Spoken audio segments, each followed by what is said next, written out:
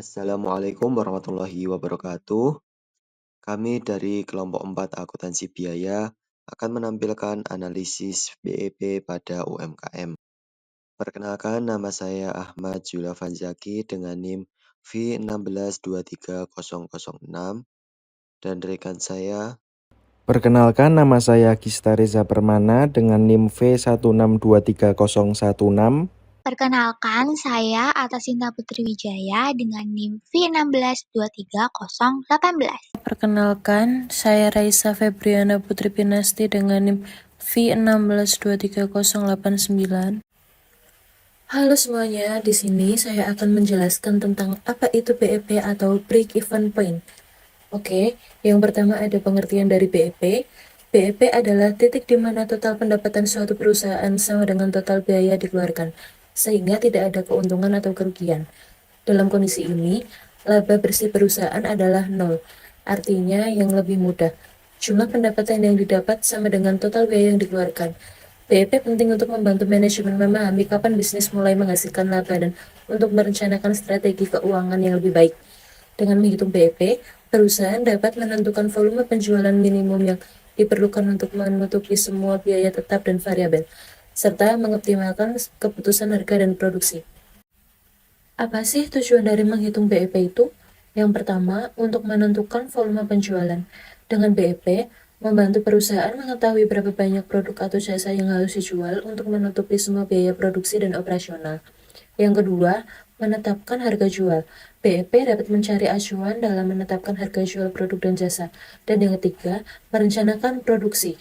Dengan informasi BEP sangat berguna dalam merencanakan tingkat produksi yang optimal. Dan yang terakhir, mengevaluasi kinerja. Dengan membandingkan volume penjualan aktual dengan BEP, perusahaan dapat mengevaluasi kinerja bisnisnya.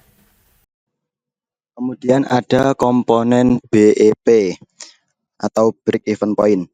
Yang pertama ada biaya tetap atau fixed cost, di mana biaya yang jumlahnya tidak berubah meskipun volume kegiatan bisnis berubah. Contoh dari biaya tetap adalah biaya sewa gedung atau pabrik, biaya asuransi, pajak bumi dan bangunan, biaya penyusutan, tagihan air dan listrik, biaya gaji karyawan tetap. Kemudian yang kedua ada biaya variabel atau variable cost. Biaya yang jumlah totalnya berubah sebanding dengan perubahan volume kegiatan. Komponen ini merupakan biaya per unit yang sifatnya dinamis tergantung dari tindakan volume produksinya. Jika produksi yang direncanakan meningkat, berarti biaya variabelnya pasti akan meningkat. Contohnya yaitu biaya listrik, biaya kemasan, dan biaya bahan baku. Kemudian yang ketiga ada harga penjualan. Harga yang ditetapkan untuk setiap unit produk atau jasa yang dijual atau harga jual per unit barang atau jasa yang telah diproduksi. Komponen harga penjualan ini yaitu biaya produksi dan margin keuntungan. Faktor yang mempengaruhi BEP yaitu ada 4. Yang pertama adalah faktor internal, kedua faktor eksternal, ketiga faktor operasional, keempat faktor keuangan.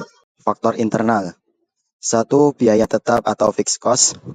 Contohnya adalah perubahan biaya sewa, gaji, asuransi, dan depresiasi. Yang kedua ada biaya variabel atau variable cost. Contohnya adalah perubahan biaya bahan baku, tenaga kerja, dan overhead. Yang ketiga adalah harga jual. Contohnya adalah perubahan harga produk atau jasa. Yang keempat, efisiensi produksi. Contohnya adalah perubahan kapasitas produksi dan teknologi. Yang kelima ada struktur organisasi, yaitu perubahan struktur dan jumlah karyawan. Kemudian ada faktor eksternal. Yang pertama, perubahan kebijakan pemerintah. Contohnya adalah pajak dan regulasi. Yang kedua ada perubahan kondisi ekonomi. Contohnya adalah inflasi dan resesi. Yang ketiga ada persaingan pasar. Contohnya adalah jumlah pesaing dan strategi pemasaran. Yang keempat adalah perubahan selera konsumen. Contohnya adalah preferensi serta kebutuhan. Yang kelima adalah faktor alam. Contohnya yaitu bencana alam dan cuaca. Kemudian ada faktor operasional. Yang pertama kapasitas produksi. Contohnya adalah jumlah produk yang dapat dihasilkan. Yang kedua waktu produksi, lama waktu produksi. Yang ketiga biaya pemasaran. Contohnya adalah promosi dan iklan. Yang keempat distribusi produk. Contohnya adalah jalur distribusi dan biaya pengiriman. Yang kelima kualitas produk. Contohnya adalah standar kualitas. Kemudian ada faktor keuangan. Yang pertama ada sumber dana, contohnya adalah pinjaman dan investasi. Yang kedua ada biaya bunga, contohnya adalah bunga pinjaman.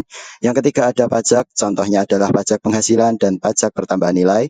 Yang keempat ada inflasi, contohnya adalah perubahan nilai uang. Dan yang terakhir ada kurs mata uang, contohnya adalah perubahan nilai tukar. Selanjutnya adalah studi kasus pada UMKM Rujak Tumbuk yang telah kami wawancarai. UMKM Rujak Tumbuk adalah usaha kuliner yang berhasil memanfaatkan potensi makanan tradisional Indonesia dengan menyajikan rujak yang terbuat dari berbagai buah-buahan dan bumbu manis pedas, serta menerapkan strategi pemasaran yang efektif. Melalui analisis perhitungan break-even point, usaha ini dapat mengidentifikasi titik impas yang penting untuk perencanaan keuangan dan pengembangan usaha di masa depan. Diketahui untuk harga 1 cup rujak tumbuk adalah 10.000 dan jumlah produksi dalam satu hari adalah 100 cup.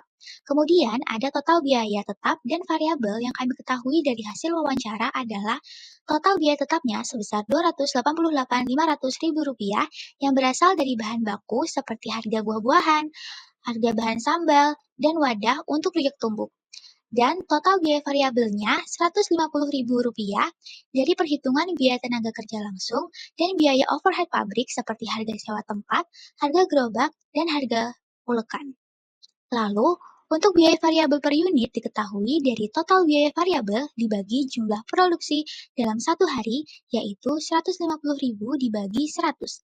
Jadi, hasil biaya variabel per unit adalah Rp1.500. Untuk perhitungan break-even point pada UMKM Rujak Tumbuk ini, yang pertama adalah menggunakan rumus BEP unit, yaitu total biaya tetap dibagi harga jual per unit produk dikurangi biaya variabel per unit. Total biaya tetap yaitu Rp288.500, kemudian dibagi harga jual per unit Rp10.000 dikurangi biaya variabel per unit Rp1.500. Kita hitung dulu yang di dalam kurung, yaitu 10.000 dikurangin 1.500 adalah 8.500.